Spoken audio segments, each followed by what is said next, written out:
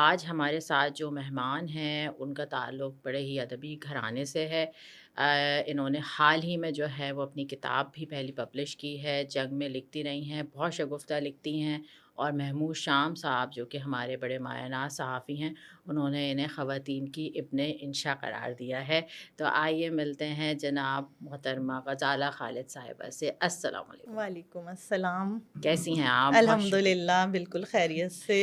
بہت شکریہ آج آپ نے ہمارے لیے وقت نکالا، اور آج اب ہمارا ارادہ ہے کہ ہم آپ کے بارے میں بھی جانیں اور آپ کے آس پاس والوں کے بارے میں بھی جانیں اور بہت کچھ سیکھیں انشاءاللہ۔ بالکل بالکل تو ضرور۔ میں تو آپ کو جانتی ہوں، میں آپ کو جی جی پڑھتی بھی رہی ہوں، تو آپ ہمارے دیکھنے والوں کے لیے اپنا تعارف کروائیے۔ جی، تعارف میرا یہ ہے کہ میں غزالہ خالد ہوں۔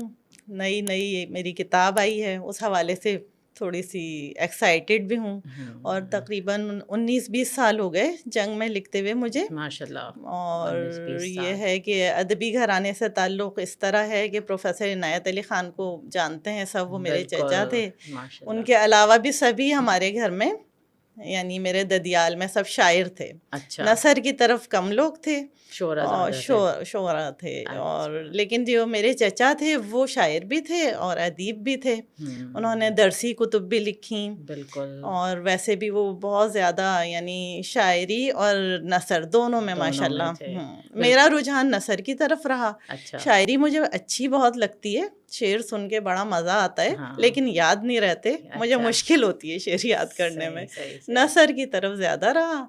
تو بس یہ کہ تو دادا شاعر تھے، گھر میں شاعری کی محفلیں اور ہوتی رہتی ہوتی تھیں، رہتی تھیں، تو صحیح صحیح، تو یہ سلسلہ یوں چلا۔ تو ویسے بالکل۔ آپ کا بچپن کہاں گزرا، آپ کی میرا پیدائش؟ بچپن حیدرآباد میں گزرا، حیدرآباد حیدرآباد میں، میں ہم لوگ رہتے تھے، صحیح، اور جوائنٹ فیملی تھی اچھا، ہماری، تو ہمیں بہت کچھ سیکھنے کو ملا، پلس آس پاس، پوائنٹس بہت تھے صحیح۔ اور ساتھ اس وقت رہنے کا میں۔ ماحول حیدرآباد میں تھوڑا سا کراچی کے مقابلے میں ذرا سکون محسوس ہوتا ہے؟ سکون بھی تھا ہاں، اس زمانے میں، میرا خیال ہے آج سے میں کہہ رہی ہوں کوئی 45 سال پہلے اچھا، ہاں، یا 50 45، سال پہلے، میں ماشاء اللہ، تو ظاہر ہے وہ پہلے کراچی میں بھی سکون ہی ہوتا تھا، لیکن ہاں، حیدرآباد میں اور زیادہ سکون تھا، صحیح صحیح، اور اس زمانے میں لوگ ملتے بھی بہت تھے ایک دوسرے ایک سے، دوسرے سے ایک ملتے تھے، دوسرے کے آنا جانا۔ محلے داری بھی ہوتی محلے تھی، داری، ہمارے جس علاقے میں ہم رہتے تھے نا، وہ ہیر آباد کا علاقہ تھا، اچھا اور وہاں ایسا ملنے جلنے کا اتنا اچھا رجحان نہیں تھا۔ اچھا، وہاں تھوڑے ویسے گھر تھے جو پوش ایریا پوش کہلایا ایریا جاتا کہلاتا تھا ہے، ہندوؤں کا،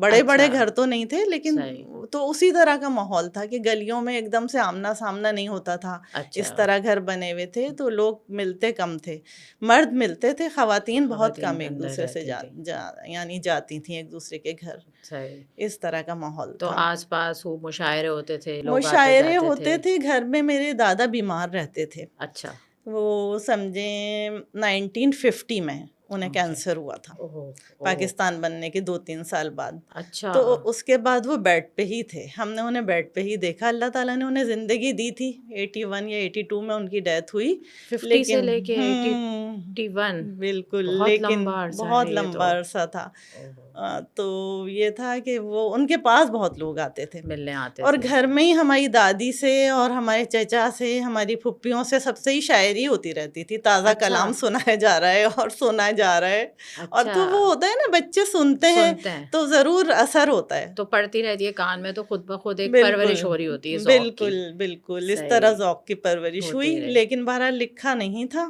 لکھا اچھا۔ بہت دیر میں۔ تو لکھنے کا کیسے پھر آغاز ہوا، کیسے لکھنے کا لکھا؟ آغاز ایسے ہوا کہ لوگوں کو، میں جو معاشرے میں آس پاس لوگوں کو دیکھتی ہوں نا، تو میں اس پہ بولتی بہت تھی اپنے گھر میں، کہ جیسے اچھا انہوں نے یہ کہا تو انہوں نے اس طرح نہیں کہنا چاہیے تھا، غلط تھی یہ بات۔ اچھا، اور پرورش کے حوالے سے بچوں کی کچھ میں بول رہی تھی، تو میرے شوہر کہنے لگے کہ تم اتنی اچھی جیسے پوائنٹس ہیں تمہارے، تو تم یہ لکھ لو، اور اخبار بھی میں بہت شوق سے پڑھا کرتی تھی، اچھا، تو انہوں نے کہا لکھ کے بھیج دو۔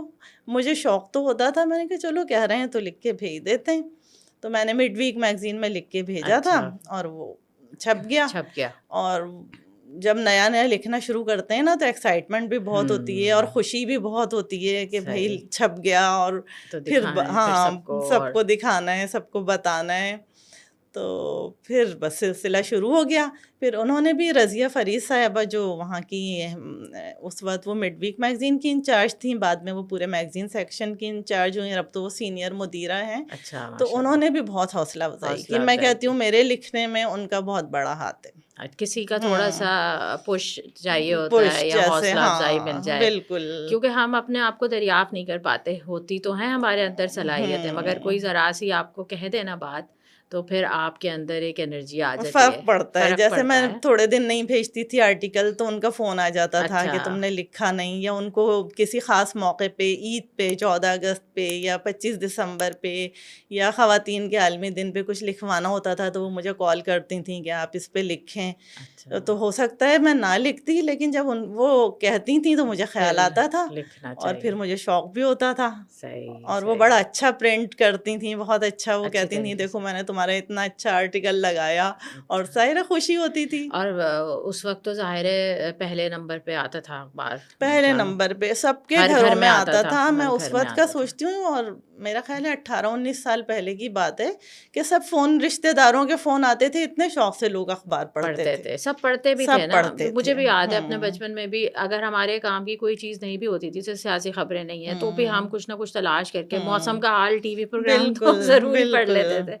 تو وہ اخبار کی ایک جو اس ہے زمانے میں تو انسیت تھا. بالکل پورا وہ جو ہوتا تھا نا, ضرورت رشتہ بھی سب پڑھتے تھے.